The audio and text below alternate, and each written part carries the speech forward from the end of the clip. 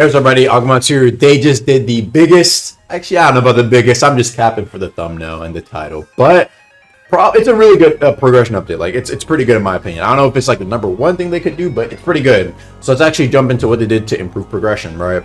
So for starters, they kind of buffed up void zones. Now I did say that they were going to do this in a previous video, but I want to get into specifics. They buffed up the multiplier from 1.5 to 2 times. So if something gave you 200 EXP, now it gives you 400 in the void zones. And they also give you 2 times attribute training, which is really important in my opinion. So if something again were to give you 3 or 4 weapon stat, it would now give you 6 to 8, which is actually something else I want to talk about, because weapon training was probably like I think the most annoying. Elemental, if you had mantras, it was easy to grind.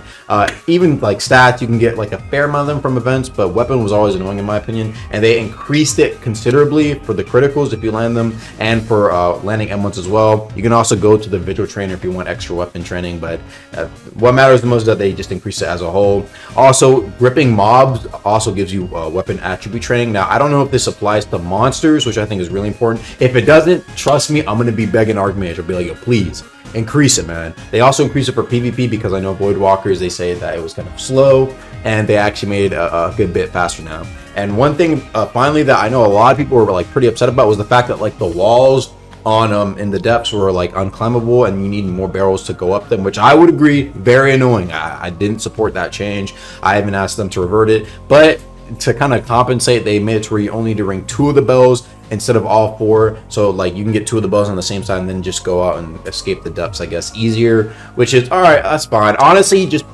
personally, I just make it 1 bell, but I digress. 2 bells is better than 4. So yeah, that's gonna be pretty much all the big progression changes. Hoping for more that makes it a lot faster from 1 to 20. Maybe for like the end game of min maxing, they can do some increases there, depending on whenever they add. But for, you know, basic power 1 to 20 progression, this is pretty good in my opinion. I guess we'll see what will happen eventually. You know, by the time Conquest comes, who knows, maybe we'll get a big rework.